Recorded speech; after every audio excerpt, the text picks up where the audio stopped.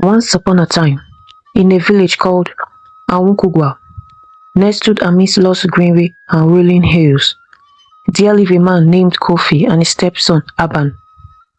The village was vibrant with women weaving kente cloth, children playing under the baobab trees, and men tending to their farms.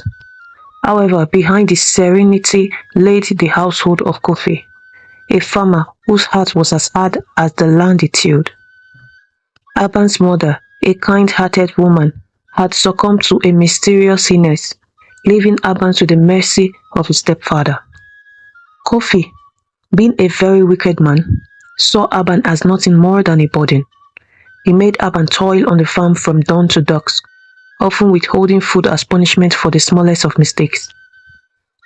One scorching afternoon, while tilling the soil, Aban misplaced Kofi whole. Fear gripped him as he searched frantically. Aban begged, "Please, Father, forgive me. I will find the hole." Kofi, his eyes cold and unyielding, replied, "You will not eat until you find it." For 2 days, Aban searched tirelessly, growing weak by the hour.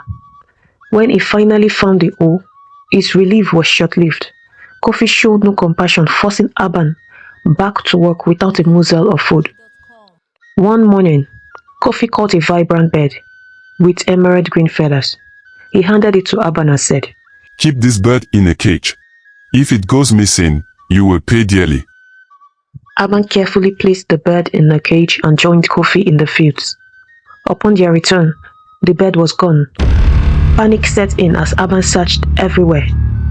Aban stammered shakily, "Father, if the bird is gone, I swear I kept it safe." Kofi ignored him, acting undisturbed but determined within himself to severely punish Aban. In the dead of the night, Kofi roused Aban from his sleep, dragging him out of the house.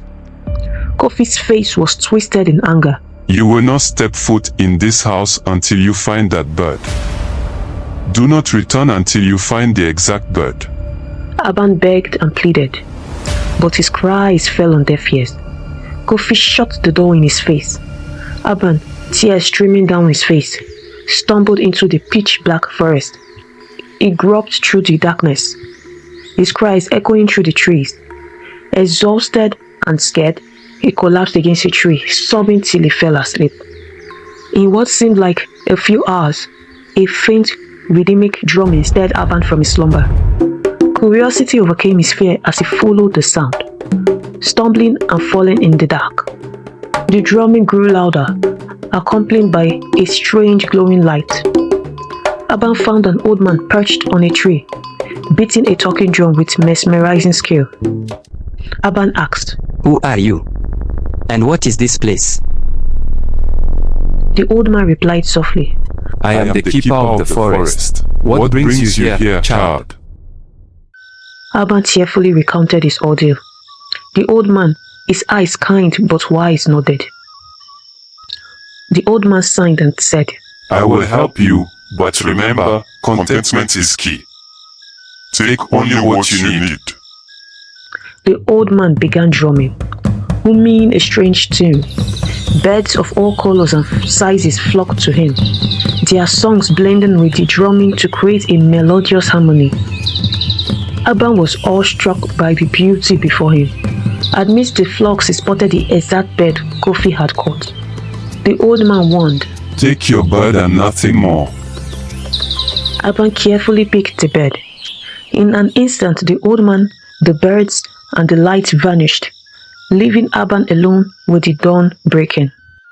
Aban walked back to the village, holding the bird. The villagers watched curiously, wondering what Aban went into the forest to do, seeing as he came out of the forest so early in the morning. As he approached his home, Kofi was stunned to see the bird. "How did you find it?" Kofi asked. Aban narrated his encounter in the forest. Kofi, though amazed, maxed his curiosity with feigned forgiveness. Months later, a severe famine struck the land. Crops withered and hunger loomed. Aban, remembering the old man's advice, decided to seek help again.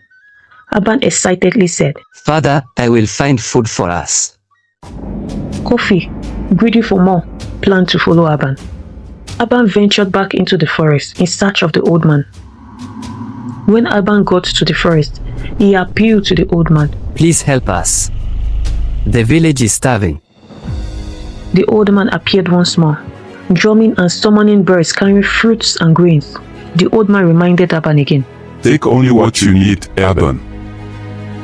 Aban heeded the advice, taking just enough to feed the village. Kofi, hiding nearby, revealed himself and demanded more. I want riches and abundance of food. He shouted. The old man was disgusted. You think only of yourself. Greed will destroy you. He replied. Ignoring the warning, Kofi grabbed as much as he could. The birds turned on him, perking and attacking until he was forced to flee empty-handed. Aban returned to the village with food, sharing it with everyone. The villagers were shocked. They asked him, How did you find food? An old man in the forest helped me, taught me the value of contentment. Kofi, wounded and humiliated, realized this fully. He apologized to Aban. I was wrong. Forgive me for mistreating you. Greed brought me nothing but misery. Aban replied, I've forgiven you, father. It's never too late to change. Let's rebuild our village together. Aban assured him. Under the supervision of Aban, and with the help of the old man, the villagers were fed every day. Each household was given sufficient food. Several months later, a bountiful harvest blessed the village. Famine ended, crops flourished, and abundance prevailed. The villagers, seeing the wisdom of Aban and how it helped the village navigate its challenges, decided to make him a ruler over them. The village prospered under Aban's leadership, with Kofi learning to value family and community. The story of Aban and the old man became a lesson for generations, reminding everyone that honesty and contentment leads to true wealth.